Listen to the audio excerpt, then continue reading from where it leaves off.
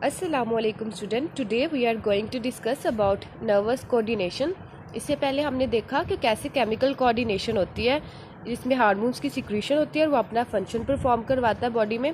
अब हम देखेंगे कि किस तरह से CNS अफेक्ट करता है डिफरेंट अफेक्टर्स को कि वो अपना फंक्शन परफॉर्म करवाए। तो लेट्स स्टार्ट। सबसे पहले क्या होता है, हमारे पास रिसेप्टर्स होते हैं बॉडी में जो डिफरेंट टाइप्स के होते हैं, जिसमें हमारे पास कीमो रिसेप्टर्स आ जाते हैं, mechano receptors, photo receptors, thermo receptor और नोज रिसेप्टर। ठीक है, इससे आपने घबराना नहीं है।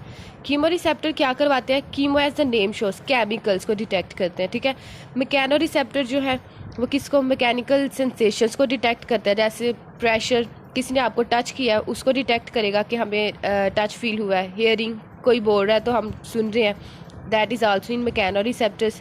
फोटो रिसेप्टर, जिससे नाम से ही पता चल रहा है इसने क्या डिटेक्ट करना है, लाइट को। ठीक है, थर्मो रिसेप्टर ने हीट को या टेम्परेचर को, और नोज रिसेप्टर क्या करेगा, पेन को डिटेक्ट करेगा। ठीक है, अब सबसे पहले देख लेते हैं कि जब रिसेप्टर्स जो है वो डिटेक्ट करेंगे किसी भी स्टिमुलस को, तो वो मैसेज जाएगा सेंसरी न्यूरॉन्स के पास।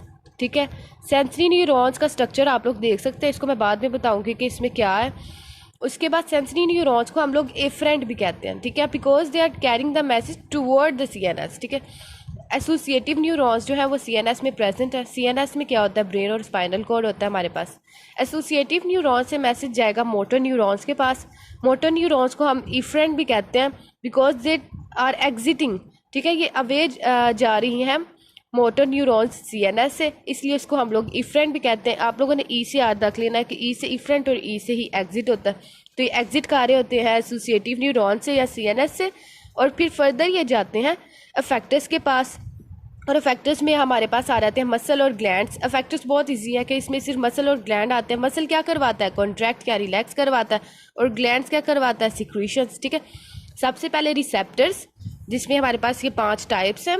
रिसेप्टर्स मैसेज लेकर जाएगा सेंसरी न्यूरॉन्स के पास। सेंसरी न्यूरॉन्स को हम एफरेंट भी कहते हैं क्योंकि CNS की तरफ मैसेज लेकर जाता है, टूवर्ड लेकर जाता है।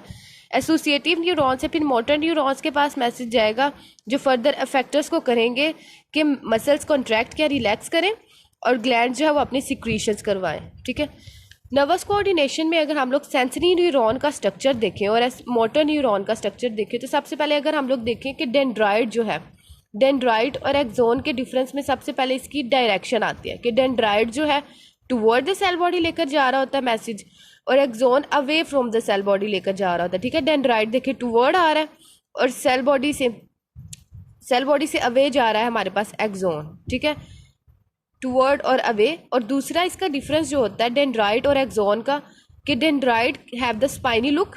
ठीक है, ट्री लाइक ब्रांचेस जो होती हैं इसकी, डेंड्राइट की स्पाइनी लुक हमें मिलती है, ब्रांचेस मिलती हैं, लेकिन एक्सोन जो है उसकी कोई ब्रांचेस नहीं होती है, कोई ब्रांच पैटर्न नहीं होता है। ठीक है, ये 2 इसके डिफरेंस आपने याद रखने हैं, एक तो इसकी डायरेक्शन का और दूसरे इसके स्ट्रक्चर का। ठीक है, डायरेक्शन में क्या आ जाता है कि टुवर्ड सेल बॉडी और अवे सेल बॉडी, और स्ट्रक्चर में आ जाता है कि स्पाइनी लुक, और इसकी ब्रांचेस नहीं होती है एक्सोन के पास। ठीक है, अगर हम लोग मोटर न्यूरॉन का स्ट्रक्चर देखें तो इसमें हमें नज़र आ रहा है कि सेल बॉडी है जिसके अंदर डिफरेंट ग्रैन्यूल्स और सेल माइटोकॉन्ड्रिया प्रेजेंट है, राइबोसोम्स प्रेजेंट है। ठीक है, उसके बाद जो डेंड्राइट्स जो मैसेज लेकर आ रहे हैं इसके पास सेल बॉडी के पास, वो एक्सोन से फर्दर जाएंगे न्यूरोमस्कुलर जंक्शंस फॉर्म करके अफेक्टर्स के पास। ठीक है, अब आप लोग अगर इसको इधर से मैच करके देखें कि मोटर न्यूरॉन था।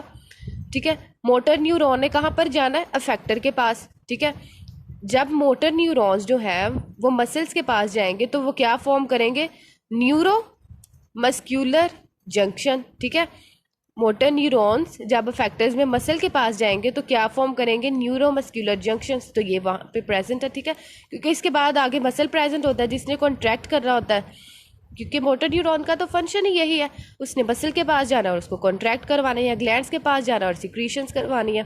तो न्यूरोमस्कुलर जंक्शन यहाँ पर फॉर्म हो जाएगा जो मोटर न्यूरॉन और मसल के दरमियान में प्रेजेंट होता है। ठीक है, उसके बाद अगर हम लोग एक्सोन के अंदर देखें कि एक्सोन के अंदर क्या क्या चीज़ें प्रेजेंट होती हैं, तो सबसे पहले तो इसके अंदर आ जाता है श्वान सेल्स। ठीक है,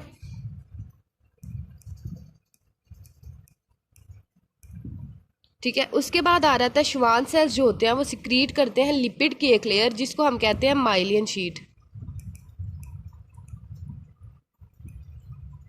इन दो नामों को आपने याद रखना है कि सबसे पहले श्वान सेल्स प्रेजेंट होते हैं एक्सोन में, ठीक है।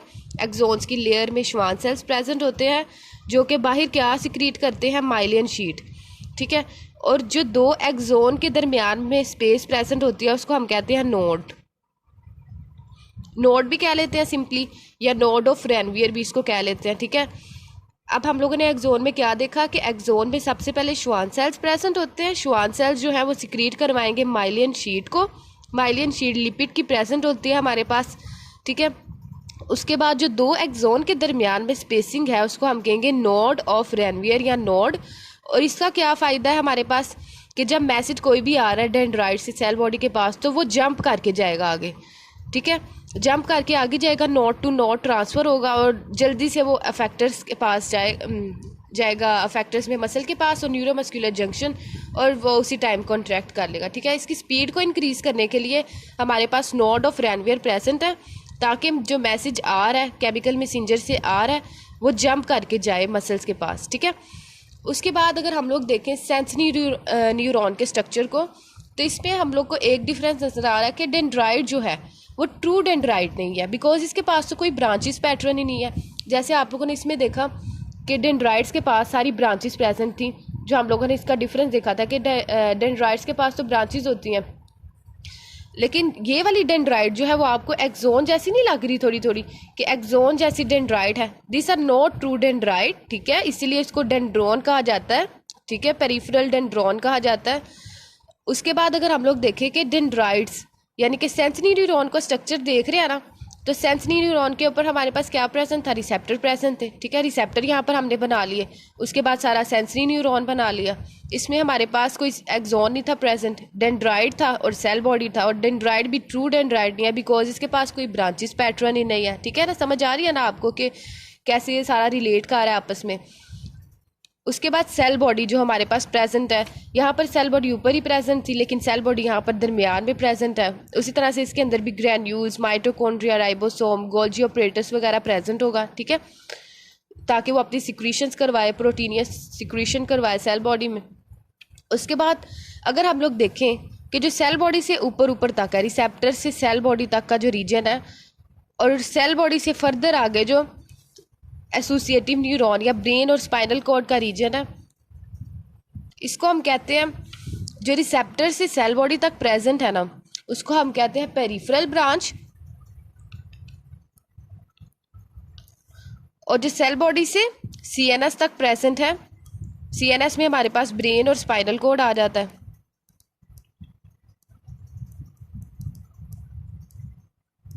ठीक है। जो सेल बॉडी से सीएनएस तक प्रेजेंट है उसको हम कहते हैं सेंट्रल ब्रांच, ठीक है। जो रिसेप्टर से सेल बॉडी तक प्रेजेंट है ये डेंड्राइट, उसको हम कहते हैं पेरिफेरल ब्रांच। और जो सेल बॉडी से सीएनएस तक प्रेजेंट है, क्योंकि सेंसरी न्यूरॉन के पास तो एसोसिएटिव न्यूरॉन ही आता है ना इसके बाद, तो नीचे सीएनएस प्रेजेंट होगा। तो जो सेल बॉडी और सीएनएस के दरमियान में ब्रांचेस प्रेजेंट है डेंड्राइट की, उसको हम कहेंगे सेंट्रल ब्रांच, ठीक है। अब आप जल्दी से गो थ्रू करवाएं कि रिसेप्टर्स जो हमारे पास 5 टाइप्स के थे, जिसमें हमारे पास कीमो रिसेप्टर जो स्मेल और टेस्ट के लिए थे। फॉर एग्जांपल अगर आप कोई भी चीज़ खा रहे हो, उसका बिटर टेस्ट है या सोर टेस्ट है, ठीक है, आपको टेस्ट का कैसे पता चलेगा, वो कीमो रिसेप्टर्स के थ्रू पता चलेगा ना। अब वो टेस्ट के रिसेप्टर्स ही, फॉर एग्जांपल आपने कोई चीज़ खाई है, रिसेप्टर्स जो है वो सेंसरी न्यूरॉन के पास मैसेज लेकर जाएगा। सेंसरी न्यूरॉन जो एफरेंट हैं जो सीएनएस के टूवर्ड जाएंगे, वो एसोसिएटिव न्यूरॉन जो है मोटर न्यूरॉन से अफेक्टर्स के पास जाएंगे, ठीक है, जो अपना फर्दर परफॉर्म करवाएंगे फंक्शंस, ठीक है। ग्लैंड्स जो है, इसमें ग्लैंड्स आ रहा था क्योंकि टंग के अंदर डिफरेंट ग्लैंड्स प्रेजेंट होते हैं, जिसमें हमारे पास सब लिंगुअल, सब मैंडिबुलर ग्लैंड्स प्रेजेंट हैं या पैरोटिड ग्लैंड्स हैं जो अपनी फर्दर सिक्रीशंस करवाती हैं, ठीक है। आपने देखा होगा कि सोर टेस्ट जब होता है किसी चीज़ का तो सिक्रीशन ज़्यादा हो जाती हैं, लेकिन जब बिटर टेस्ट होता है किसी चीज़ का, कड़वा चीज़ आप लोग खाते हो तो उसमें बहुत कम सिक्रीशंस होती हैं। तो ये इसलिए होता है कि कीमो रिसेप्टर्स जो होता है इन सिक्रीशंस को कंट्रोल कर रहा होता है, ठीक है। अब आप इसे रिलेट करेंगे ना डेली लाइफ के साथ, एग्जाम्पल्स के साथ, तो आप लोग को ये ज़्यादा अच्छे तरीके से कॉन्सेप्ट बिल्ड होगा। तो कीमो रिसेप्टर में हमारे पास ब्लड की कार्बन डाइऑक्साइड और ऑक्सीजन कंसनट्रेशन आ जाती है जो कि चेंज होती है।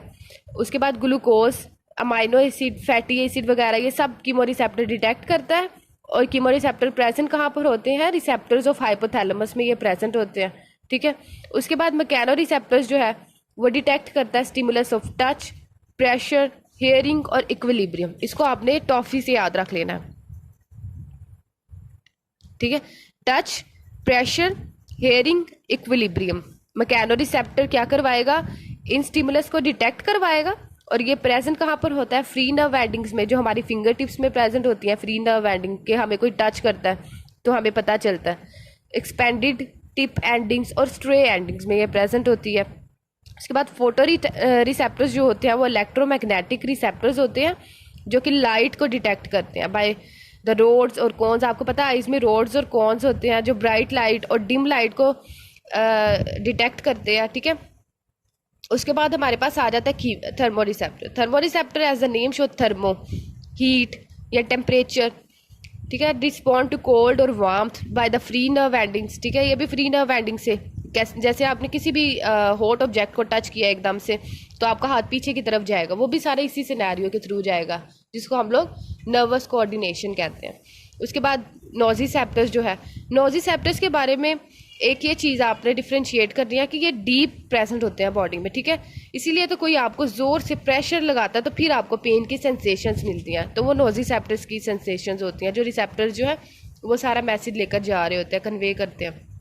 इसकी एंडिंग्स जो होती हैं वो अनडिफ्रेंशिएटेड एंडिंग्स होती हैं, ठीक है। कीमोरिसेप्टर्स की एंडिंग्स जो है हाइपोथैलेमस में प्रेजेंट है। मैकेनो रिसेप्टर्स की फ्री नर्व एंडिंग्स है, एक्सपेंडेड टिप और स्ट्रे एंडिंग्स है। फोटो रिसेप्टर्स के लिए जो है इलेक्ट्रोमैग्नेटिक रिसेप्टर्स भी इसको कहा जाता है। थर्मो रिसेप्टर्स की भी फ्री नर्व एंडिंग्स है, नोज़िसेप्टर्स की अनडिफ्रेंशिएटेड एंडिंग्स हैं। आई होप कि आपको समझ आ गई होगी। इससे नेक्स्ट में हम लोग स्टडी करेंगे कि किस तरह से पेसिनियन कर्पसल्स होते हैं और मेजिनर कर्पसल्स होते हैं जो अपना काम करते हैं, मोडेलिटीज़ ऑफ सेंसेशंस क्या होती हैं, ठीक है। Thank you so much.